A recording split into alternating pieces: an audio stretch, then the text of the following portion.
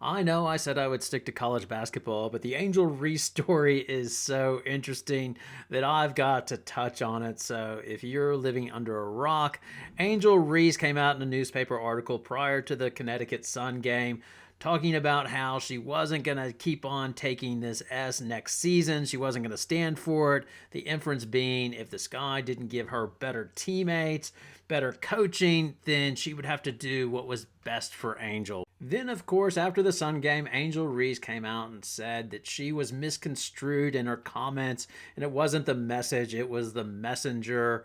I would apologize to my teammates, which I already have, about the article and how it was misconstrued, about what was said. And I just have to be better with my language because I know it's not the message, it's the messenger. And understanding what I say can be taken any kind of way. So I just have to really be better and grow from this.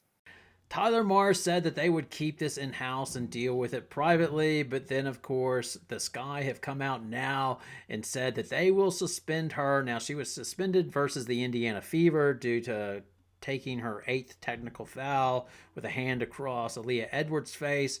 But after this today, prior to the Indiana game, they announced that they would suspend her in the first half of their next game versus the Aces. And now that leaves us with a whole bunch of questions. One, is Angel right and just telling it like it is? And why didn't she stand by her comments if that was the case? Then two, can the relationship between Angel and the Chicago Sky be repaired? Or will the divide between them just grow and grow? And will she see out her rookie contract with the Sky? The final one, who is the dead man walking? I think that one's fairly obvious. Jeff Pagliacca, you are in trouble, my friend. The last question is Angel Reese herself.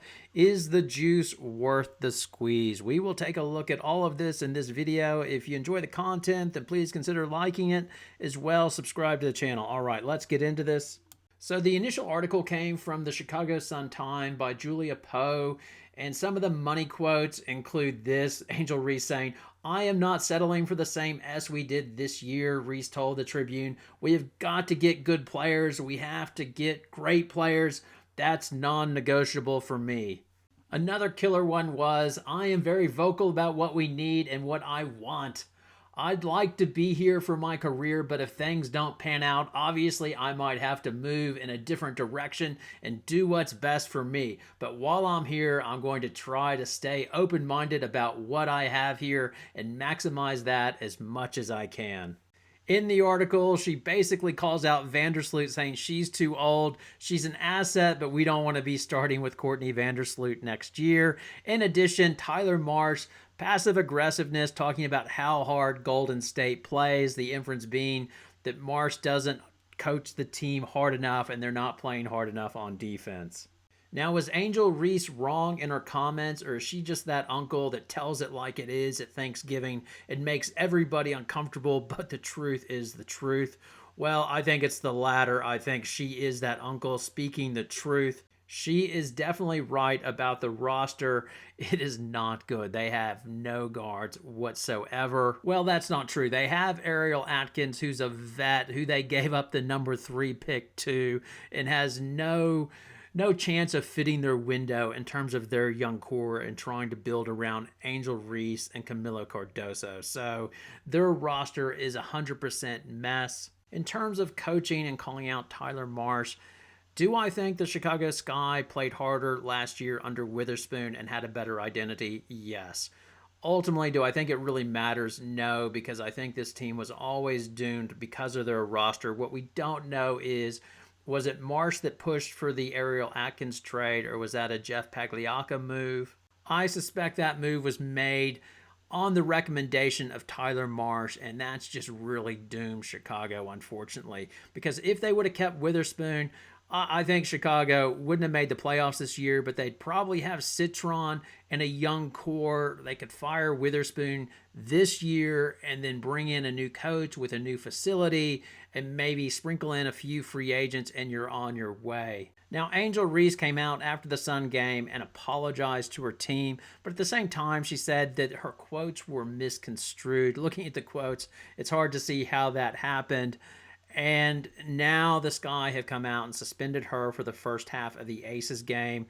Was Angel Reese right for coming out to the press? No, she should have kept that in house. There's no reason to go to a newspaper and bag out your teammates. Go tell them face to face if you have that much of an issue with a teammate or the coach. And because she's the star player, she has free reign to go to management and let them know that she's grumpy with the status quo and won't stand for it. You don't have to go to the press and let them know and bring your dirty laundry in public. It's very bizarre. I think the half suspension is justified. I note that Tyler Marsh said that that's coming from the top down. I wonder if he's worried about a long term fractured relationship, and that's his way of telling Angel, hey, this isn't coming from me. This is upper management, much like I think the firing of Weatherspoon, that came from upper management as they did not like the persona the Chicago Sky had with her and Kennedy Carter being the face of the franchise, hence why they were gone, and it was Angel's show with a coach that was going to help develop Angel. Well, obviously that has not worked out, and I think dead man walking is Jeff Pagliacca. Somebody needs to be fired due to the outcome of this season, which is a disaster, and I think he's the obvious fall guy, especially when you consider they might have to watch the Minnesota Lynx score the number one pick. Currently, or actually, Minnesota will have a 25% chance of scoring the number one pick in the 2026 draft, courtesy of the Angel Reese trade, where they gave up swap rights to the 26th pick. Now, just to clarify, in the 2025 draft, Minnesota just totally gave up their pick to the Chicago Sky just to outright own the Sky pick this year versus swapping it out. But initially, the trade was made when they gave up the chance to draft Angel Reese, and they gave that to Chicago. They gained the swap rights. And then this leads into Angel Reese. Is the juice worth the squeeze? In the middle of the season, when the Minnesota Lynx cut Elisa Peely to clear some cap space to trade for Carrington, there was a lot of, Cheryl Reeve got it wrong. She traded that pick and could have had Angel Reese. What a mistake. And, well, I don't think Cheryl Reeve thinks she's made a mistake, because I think she's quite happy with a 25% chance of grabbing the number one pick, and is also happy that she does not have the headache, which is Angel Reese. And before I get called a hater on Angel Reese, her numbers are better this year. She's scoring 14 points per game, 12.6 rebounds, and shooting 45% from the floor. And that is the good. The bad is she's only made 9 shots outside of the key, so she's very one-dimensional. And even more problematic, she sees herself as a star. If she was willing just to grind it out and be that type of player, but she sees herself as a star, and if she's your primary player that the ball is going to, your team is going to struggle. Now, I will finish this off with 3 predictions, which is dangerous because the internet is forever. 1, Jeff Pagliacca. I think he will be gone. 2, I do not think Angel Reese will be at the draft day lottery. I think that will be a bad look for Chicago. I think it'll be Tyler Marsh there, as they don't want to have Angel Reese there, the person that caused Chicago to lose that pick in the first place. And then 3, I think the Sky's number 10 pick, Asha Suka, she will be on the Chicago Sky roster in 2026, as she has an inside-outside game and gives really good backup if Angel Reese goes off the rails and their relationship totally fractures. Now it's over to you for your thoughts, Poison, and comments. Thanks a lot for watching. Have a good night.